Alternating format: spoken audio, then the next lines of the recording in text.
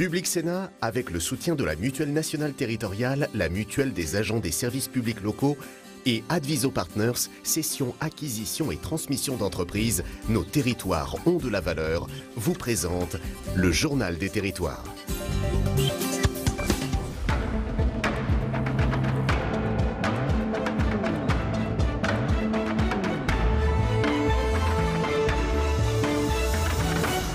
Bonjour à tous et bienvenue dans notre édition avec la presse quotidienne régionale, les télés locales de France et le réseau Via Télévision qui est notre partenaire, les Indes radios aussi, 130 radios territoriales et avec TV5 Monde.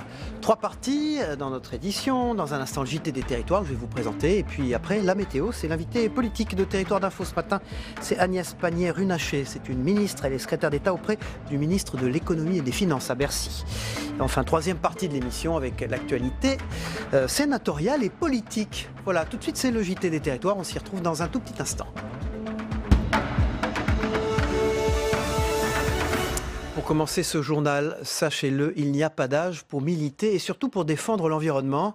À 14 ans, il réunit déjà 1500 personnes pour sauver la planète. Victor est devenu l'effigie de la marche pour le climat qu'il a lui-même organisée avec le soutien de plusieurs associations. L'objectif de ce jeune Mosellan est d'alerter l'opinion, mais aussi les dirigeants sur l'urgence de la situation climatique. Un reportage d'Anne-Sophie Pierson de Via Mirabel, notre partenaire. Micro en main, c'est un tout petit bonhomme qui a entraîné derrière lui plus de 1500 personnes pour sauver la planète malgré la pluie. Oui à la vie sauvage, non à la destruction.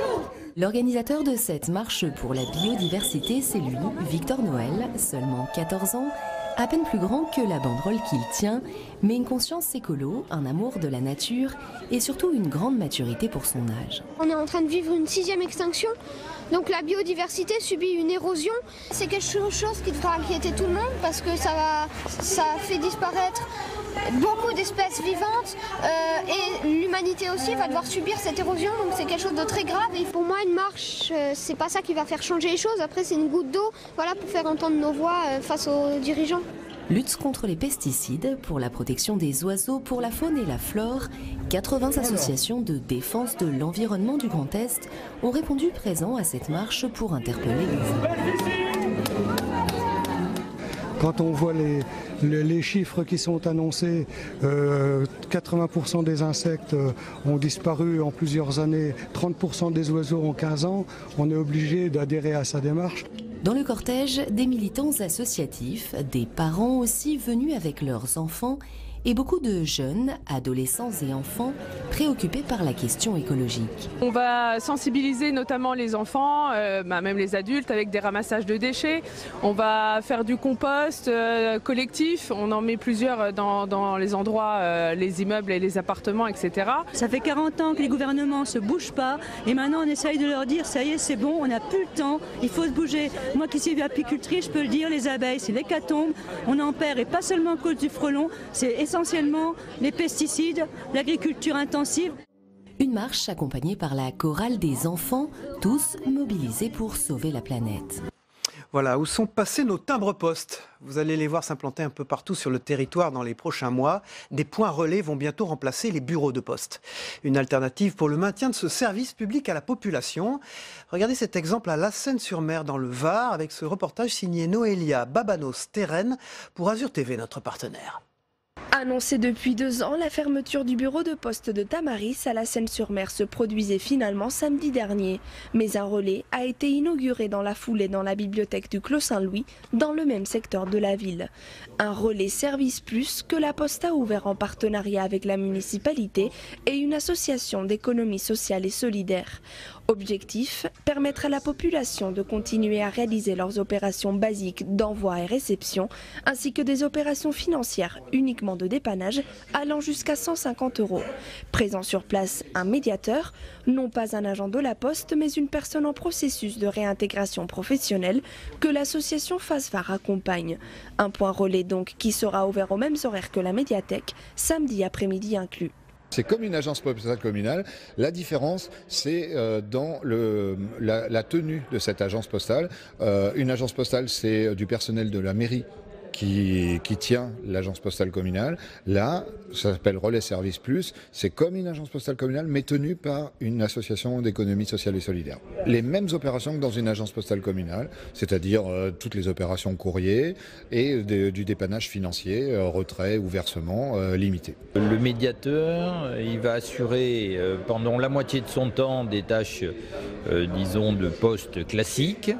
Et puis pendant la moitié de son temps, il va accompagner des personnes sur l'accès aux outils numériques. Outils numériques de la Poste, mais d'autres outils numériques pour accomplir des tâches de la vie courante. On trouve par là l'ensemble des ingrédients pour essayer de faire prendre une mayonnaise vertueuse. Le service public est maintenu, des personnes peuvent sortir de leurs difficultés sociales et économiques, et il y a une ouverture supplémentaire vers un équipement culturel. Tout commence pour l'instant. On va mettre en place des moments de suivi et d'évaluation pour nous assurer que les objectifs partagés du groupe de la Poste, de l'association Fassevar et de la commune sont en voie d'être atteints. On réajustera s'il y a besoin. Voilà, si vous admirez, si vous aimez la Bretagne, ce reportage est pour vous. Le littoral du Morbihan va être passé à la loupe, associer les citoyens, les scientifiques et les collectivités territoriales autour de la préservation du trait de côte. C'est l'objectif de l'Observatoire citoyen du littoral morbihanais. Il est le premier du genre dans l'Hexagone et permet ainsi de mettre en valeur des dispositifs pour éviter l'érosion de ce littoral. Karine Chevrolier pour la chaîne TB Sud, chaîne du groupe Le Télégramme, notre partenaire. Je fais la photo de l'ensemble du casier en visant bien le poteau rouge avec celui qui est sur le haut de la dune. Corinne fait partie du réseau des éco-explorateurs de la mer. Comme elle, 6 bénévoles se relaient chaque semaine sur cette plage pour assurer des relevés scientifiques. Ici, on regarde à la loupe l'évolution du trait de côte. Il va faire des mesures, il va faire des photos, il va faire des observations qu'il va transmettre à l'association. Nous, association, on va valider les observations, on va les mettre en forme si besoin est, et on va les transmettre donc, de façon que les scientifiques puissent les exploiter immédiatement. En 2018, plus de 1700 photos et 1850 mesures de ce site ont ainsi été transmises à l'Observatoire citoyen du littoral. Un littoral soumis aux marées, aux tempêtes, et dont l'évolution nécessite une attention toute particulière. Le problème de la connaissance de cette évolution ne peut être réglé qu'à travers une base de données pérenne et continue dans le temps. Avec l'Observatoire citoyen du littoral, on est en train, si vous voulez, d'avoir des informations dans une échelle de temps relativement longue qui nous permettrait de bien comprendre à la fois l'état évolutif actuel du site et prédire son évolution future. Ces données permettent de préconiser auprès du département, propriétaire de cet espace naturel sensible, les aménagements les plus performants et limiter ainsi l'érosion du littoral morbihanais. Voilà, si vous êtes connecté, cela va vous plaire. On vous parle à présent d'une application mobile pour relancer le tourisme en région, à Étampes, en région parisienne. Vivez l'étang Poix-Sud-Essonne, c'est le nom d'une application mobile mise en place par la communauté d'agglomération. Explication de Yamina Bendaïda pour Via Grand Paris, notre chaîne partenaire. Pour booster le tourisme dans le sud de l'Essonne, la communauté d'agglomération de l'étang Poix-Sud-Essonne a lancé une application mobile. Disponible sur l'App Store et Google Play, elle permet de découvrir les lieux culturels et patrimoniaux de la région du sud de l'Essonne. Vous retrouvez des rubriques, parcours découverte, autour de moi et agenda. Donc le parcours découverte, on est sur 8 circuits à ce jour, d'autres sont programmés pour 2019. Des parcours en centre-ville sur la ville d'Étampes, balade en famille, balade à pied, et des parcours qui sont à faire en voiture pour découvrir tout le reste du territoire. Avec ce nouvel outil, les touristes pourront aussi accéder à l'agenda des événements du territoire. Vous allez retrouver tous les événements qui ont lieu jusqu'à la fin de l'année 2019. Ça va aller des conférences, des expositions, des visites guidées, des spectacles, des foires, etc. Et chaque événement est répertorié dans l'ordre chronologique. On clique sur la petite fiche et on se retrouve avec un descriptif de l'événement, la date de l'événement et puis l'adresse pour vous y rendre. Des adresses où dormir et se restaurer sont aussi référencées dans l'application. Pour ce restaurateur, situé à Boutervilliers, la nouvelle plateforme est un soutien pour son activité. Ça va permettre aux gens d'avoir un visuel. Et en plus, le côté smartphone est complètement dans l'air du temps. Donc on aurait tort de s'en priver. Premièrement, pour présenter la région. Deuxièmement, pour les commerçants. Et troisièmement, surtout, seul qui compte, les gens, pour qu'ils puissent venir découvrir cette belle région. Accessible depuis le début de l'année, l'application intitulée « Vivez les Tempois Sud-Essonne » compte une centaine de téléchargements. Voilà, on poursuit ce JT des territoires. On va se retrouver maintenant en direct de Montpellier. Dans cette édition, on regardera régulièrement quels sont les acteurs engagés dans les élections européennes. Et là, on va retrouver en direct de Montpellier Pierre-Jean Gracia. Vous êtes le président de la Mutualité française d'Occitanie. Un manifeste a été co-signé par cette mutualité française et une dizaine d'acteurs mutualistes européens afin de faire émerger des propositions des Français pour l'Europe en matière de santé, de protection sociale, ce qui est très important. Qu'est-ce qu'il en ressort pour vous? Bonjour. Jean-Pierre Gracia. Bonjour. Il en ressort tout d'abord la nécessité incontestablement de remettre à l'ordre du jour l'Europe sociale, l'Europe en tant que projet humain, en tant que projet de progrès. Et ces 10 acteurs, effectivement, venant de 6 pays différents, montrent la nécessité de mettre en œuvre un certain nombre de propositions à l'aune notamment de la nouvelle proclamation d'un socle social qui ouvre peut-être une nouvelle porte au sein de l'Europe. Ce manifeste met en exergue aussi les fractures sociales qui peuvent intervenir entre les gagnants et les perdants de cette Europe, construction collective qui historiquement a apporté de nombreux acquis, mais qui parfois, de la part de nos concitoyens, a plutôt une vision de défiance et parfois d'inquiétude. Pierre-Jean Gracia, comment vous allez, restituer ça aux candidats aux élections européennes, aux différents partis politiques qui présentent des listes, concrètement ? Alors, la mutualité a lancé, si vous voulez, une démarche qui se veut une démarche en plusieurs étapes. Le manifeste, un questionnaire pour les 27 pays européens. Ensuite, nous avons un tour de France de l'Europe sociale. Nous accueillons aujourd'hui une étape à Montpellier. L'idée de ce tour de France de l'Europe sociale, c'est d'avoir des ateliers participatifs avec des citoyens engagés qui permettent de faire émerger un certain nombre de propositions qui seront mises au vote de la population de façon à faire émerger là encore des propositions qui seront proposées le 11 avril à l'ensemble des candidats aux élections européennes pour ce qui est de la France. Et dont le 11 avril, nous aurons une grosse manifestation à la Maison de la Radio qui permettra, à l'instar de ce que nous avions fait lors des présidentielles 2017, d'avoir l'avis des candidats sur des propositions qui seront des propositions de citoyens, des propositions très concrètes autour de 4 thématiques, la protection sociale, la santé et l'environnement, l'emploi, le travail et tout ce qui relève du numérique dans sa globalité. Donc des propositions très concrètes, c'est ce qu'on retient de ce que vous venez de nous dire, Pierre-Jean Gracia, et on se retrouvera évidemment le 11 avril en direct de la Maison de la Radio. Merci à vous, et puis bonne journée en Occitanie, à Montpellier, puisque vous y êtes. Merci Pierre-Jean Gracia. Dans un instant, on passe aux revues de une de la presse quotidienne régionale, puis au Club de la Presse, avec Gaëtane Bossard et Jean-Baptiste Forêt. A tout de suite. Voilà, bonjour Saveria, on passe aux revues des unes de la presse quotidienne régionale et évidemment le renoncement d'Abdelaziz Bouteflika à la une de Ouest France, le plus grand quotidien français qui est aussi le plus grand quotidien francophone du monde. C'est un coup de tonnerre et en même temps le pouvoir semble ne pas avoir eu d'autre choix. Bouteflika renonce à se présenter pour un 5e mandat. La rue algérienne criait hier son allégresse. Pourtant, c'est une période de grande incertitude qui s'ouvre. La présidentielle du 18 avril est reportée sine die. aucune date pour une nouvelle élection. Abdelaziz Bouteflika qui a également annoncé un remaniement ministériel. Le ministre de l'Intérieur devient Premier ministre. L'organisation d'une conférence nationale chargée de réformer le système politique et d'élaborer un projet de constitution d'ici à la fin de l'année, ainsi qu'un report donc de l'élection qui devait se dérouler en avril prochain.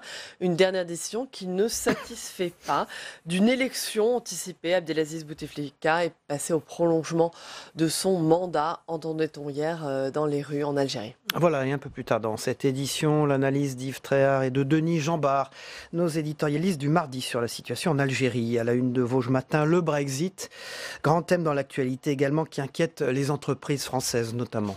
Les députés britanniques entament une série de votes décisifs sur le Brexit. Un rejet de l'accord pourrait signifier que le Royaume-Uni quittera l'Union dans le chaos le 29 mars. Il pourrait aussi aboutir à un report de la sortie. Cette incertitude inquiète les entreprises qui exportent vers le Royaume-Uni. Dans les Vosges, elles sont une centaine à être concernées. La région Grand Est exporte pour plus de 5 milliards d'euros vers le Royaume-Uni. Temps de trajet rallongé, de nouvelles taxes douanières alarment notamment les patrons. À la une du bien public, du glyphosate dans les urines. Que s'est-il passé, ça 59 plaintes devraient être déposées à la suite d'analyses réalisées en janvier. Des dépistages de présence de glyphosate avaient été réalisés à Dijon. L'opération, menée sous contrôle de plusieurs huissiers, était organisée par le collectif Glyphosate 21. Quelques semaines plus tard, les résultats indiquent que sur les 63 prélèvements effectués, tous sont positifs. Tous contiennent du glyphosate, un désherbant classé cancérogène probable par l'Organisation mondiale de la santé. Je rappelle que la France est engagée à sortir du glyphosate d'ici 2021. Voilà, il était tout sourire ce matin à la conférence de rédaction. Le rédacteur en chef Michael James avec le Real Madrid, évidemment, Real de Marseille, et c'est le retour de Zizou. C'est le retour du fils prodigue, une immense surprise. Zinedine Zidane revient au Real en sauveur d'un club à la dérive 9 mois après l'avoir quitté. Le Français dirigera la séance dès ce matin. Contacté par Florentino Pérez, le président du club, il aura accepté en quelques secondes, vainqueur de 3 Ligues des Champions d'affilée sur le banc du Real.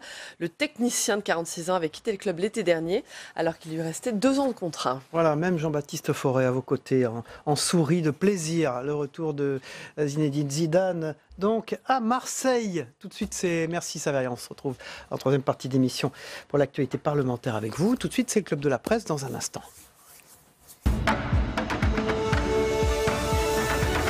Bonjour Jean-Baptiste Forêt, on vous a vu. Bonjour Cyril. Irradié de bonheur. C'est gonflé quand même de la part de Zidane de revenir après tant de succès. Enfin, c'est un défi incroyable. Vous représentez la Gazette des communes, des départements et des régions dans cette édition. Merci d'être là. Et puis Gaëtane Bossard, du Parisien, des éditions départementales. C'est les Hauts-de-France que vous représentez aujourd'hui. Merci d'être avec nous ce matin. On démarre avec vous, Jean-Baptiste Forêt. Donc la privatisation d'Aéroports de Paris. Il y a un plan B qui est en train de se préparer, car il y a une hostilité à cette participation majoritaire d'un grand groupe privé. Ce sont les 7 conseils départementaux qui envisagent de prendre des parts dans l'Aéroport de Paris. Oui, tout à fait. Pour ces conseils départementaux, évidemment, Aéroport de Paris est un peu le joyau du Grand Paris. C'est un axe de développement assez considérable et ils craignent un peu le syndrome des autoroutes. C'est-à-dire qu'un grand groupe privé s'approprie Aéroport de Paris et s'adresse au pouvoir public uniquement quand il s'agit de passer à la caisse. C'est ce qui était arrivé pour les autoroutes avec Vinci. Donc ils envisagent d'entrer au capital d'Aéroport de Paris. Il y a un projet qui est assez affiné, mené par les départements de l'Ouest parisien, les Hauts-de-Seine et les Yvelines. Ils ont passé un tour de table avec notamment un fonds d'investissement qui s'appelle Ardian. Le but du jeu, c'est pas d'être majoritaire, mais c'est d'éviter un groupe majoritaire tout puissant. Pour le public, les usagers de l'aéroport, ça va changer quoi ?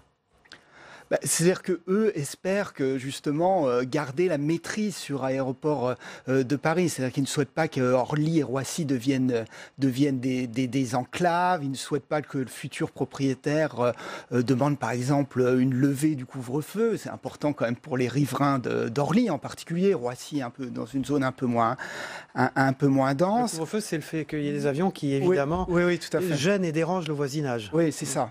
Donc ils portent peut-être plus parfois la parole des riverains que des acteurs économiques, mais ils sont attachés quand même à ce développement équilibré. Mais enfin, la partie n'est quand même pas gagnée pour eux, parce que l'aéroport de Paris, c'est quand même un énorme magot qui attire beaucoup. On a des hôtels, on a des 50,2 de départ, généralement évalué à 10 milliards. Ouais. Je vois le chiffre, c'est énorme.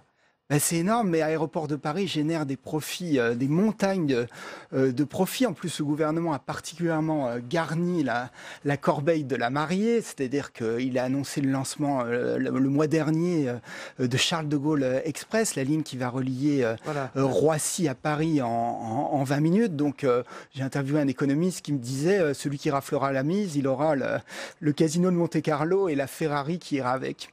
20 minutes, hein, de liaison directe entre tout à les fait. deux. Tout à fait. Enfin, c'est pas pour tout de suite. C'est un vieux projet, un vieux serpent de mer. Il y a unanimité des élus sur cette affaire.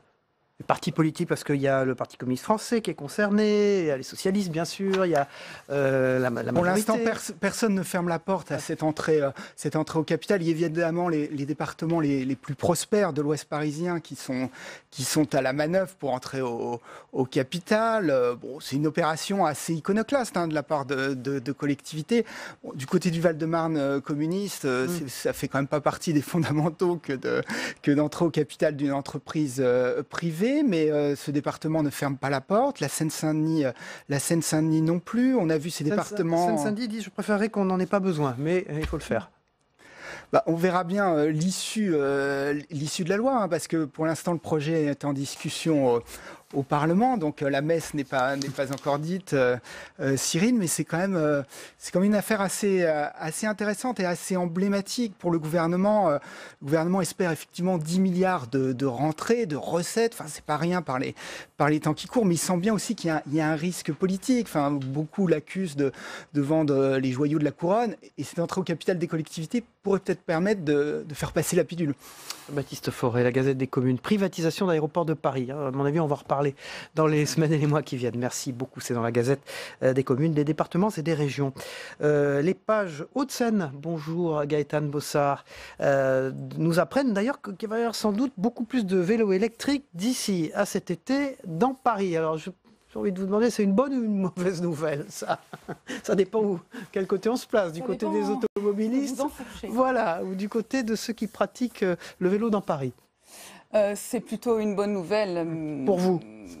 Pour pas mal de monde, puisqu'il y a une forte demande sur les vélos électriques dans Paris, il y a une forte demande sur les vélos en libre-service tout court, depuis le départ des Vélib version Deco. Donc on est à 15 mois du nouvel opérateur Smovengo qui a repris donc le marché, avec des débuts très compliqués, beaucoup de pépins, beaucoup de mécontentements. C'est la qualité du service qui était en cause. Oui, des vélos qui étaient mal raccordés, raccrochés, des stations qui n'étaient pas assez desservies, des problèmes d'entretien, etc. Il y a eu un vrai pépin. À un moment, le syndicat a songé à séparer aussi la ville de Paris également de Smovengo.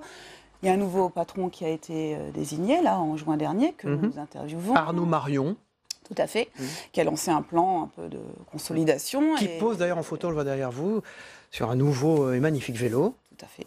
Et donc, qui fait un point d'étape et qui annonce donc cette nouvelle, c'est-à-dire qu'il y aura 50% des vélos, des Vélib qui seront électriques. C'est une demande en fait des emprunteurs, qui sont les vélos électriques qui sont actuellement à disposition. Il y en a 2500 dans Paris, ils sont très très demandés. Expliquez pour ceux qui n'habitent pas Paris, qui se situent dans nos territoires, vélo électrique c'est quoi? C'est un vélo qu'on recharge à l'électricité sur des bornes au fond. Voilà. Mais qui est plus rapide que les autres vélos du coup ou pas? Disons qu'il vous permet de monter jusqu'à Montmartre ou ailleurs sans trop pédaler, et d'arriver autrement que tout transpirant au bureau, par exemple. C'est ça. C'est des formes de Solex modernes. C'est ça, vous pouvez les utiliser en vélo simple, mais ils prennent le relais quand vous décidez de moins pédaler ou de moins monter. Ce qu'annonce aussi Arnaud Marion, c'est que ça c'est une bonne nouvelle, il y a des nouvelles un peu moins bonnes, mais enfin c'est une embellie quand même, c'est que l'objectif qui était de 20 000 vélos et 14 000 stations, et 1400 stations, sera pas atteint à la fin du printemps, ce qui était prévu initialement, mais plutôt au mois de cet été en fait. Cet été, on sera, le système sera déployé de façon optimale. Et c'est une bonne nouvelle après un mois de février qui a été très emprunté. Enfin, les gens ont fait à peu près en moyenne c'est 60 000 courses, emprunts quotidiens, ce qui est pas mal. C'est beaucoup. On n'est pas encore au chiffre de Vélib de Decaux. On était à 100 000 par jour, donc on n'a pas encore atteint ça. Mais c'est quand même en progression très nette par rapport au début de l'année dernière. Ça coûte quoi tout ça? C'est quoi les tarifs? Vous vous abonnez, ça coûte pas très cher, ça coûte moins cher que mettre de l'essence. C'est plus confortable que d'être dans une ligne 13 bondée, par exemple. On voit qu'elle adhère au système. Et il y a des inconvénients, évidemment. Il y a eu voilà, tout n'est pas rose. Les utilisateurs sont encore assez mécontents par rapport à l'entretien des vélos, etc. Il faut dire qu'il y a eu les gilets jaunes aussi, les manifestations des gilets jaunes qui ont vraiment perturbé le service. Il y a 2000 vélos qui ont été fracassés. Oui, j'allais vous demander, il y a beaucoup de casses, c'est quoi le coefficient? 2000 quand même, voilà, ça fait beaucoup. D'ailleurs, Swovengo a demandé à l'État, à la préfecture de police d'être indemnisé, parce qu'il trouve ça inadmissible. Et au plus fort des manifestations, il y a eu 180 stations qui ont été fermées à la demande de la préfecture de police de Paris. Ça faisait la moitié des stations, la moitié des utilisateurs. Enfin, donc les gens ne pouvaient pas raccrocher leur vélo. Là, ça a été assez galère. Jean-Baptiste Forêt, c'est une tendance générale, ça, de toutes les villes, de mettre des vélos. Oui, c'est une tendance particulièrement forte à Paris, qui est une ville pionnière. Un certain nombre de villes imitent Paris. Les politiques sont à peu près toutes les mêmes partout. Il y a une duplication au-delà des étiquettes politiques. Ce qui est intéressant vraiment sur le temps long, c'est de voir, on va fêter dans quelques semaines la mort de Georges Pompidou. Il y a 45 ans est décédé Georges Pompidou. Il faut savoir qu'il avait prévu un plan d'autoroute à l'intérieur de Paris. Il voulait détruire Paris, le Paris historique, classique. Et 45 ans après, il y a un retour de bâton absolument total avec une politique anti-voiture totalement assumée de la part de la ville de Paris. Bon, 50% de vélos électriques d'ici cet été. En plus, merci Gaëtan Bossard, et on a compris que vous trouviez que c'était une très bonne nouvelle. Merci infiniment. Merci Jean-Baptiste Forêt. On regarde ensemble la météo des territoires, le temps qu'il fait en France. Ça compte quand on fait du vélo. D'ailleurs, aujourd'hui, c'est plutôt beau. Vous allez le voir. Après, ça sera un peu moins beau à partir de demain. Voilà, on regarde ça ensemble. On se retrouve après. La météo des territoires vous est présentée par la filière CRC, engagée pour le bon, dans l'assiette et dans les champs.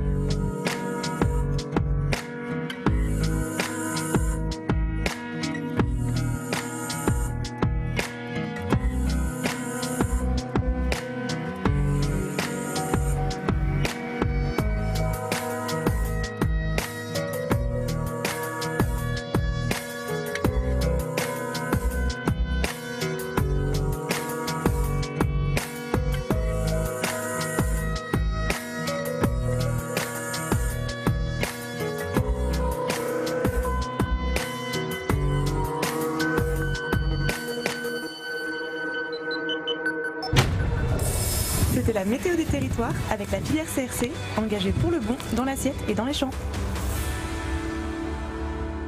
C'est une ministre qui est notre invitée politique tout à l'heure, c'est Agnès Pannier-Runacher, secrétaire d'État auprès du ministre de l'Économie et des Finances à Bercy. Elle est là dans quelques minutes. Pour l'instant, on se rend du côté du reste du monde. On va aller regarder ce qui s'est passé notamment en Algérie avec la liesse populaire après le renoncement du président Bouteflika de se présenter à l'élection présidentielle. En Algérie, on se retrouve après. À tout de suite. Public Sénat, avec le soutien de la Mutuelle nationale territoriale, la Mutuelle des agents des services publics locaux et Adviso Partners, cession, acquisition et transmission d'entreprises, nos territoires ont de la valeur, vous ont présenté le Journal des territoires.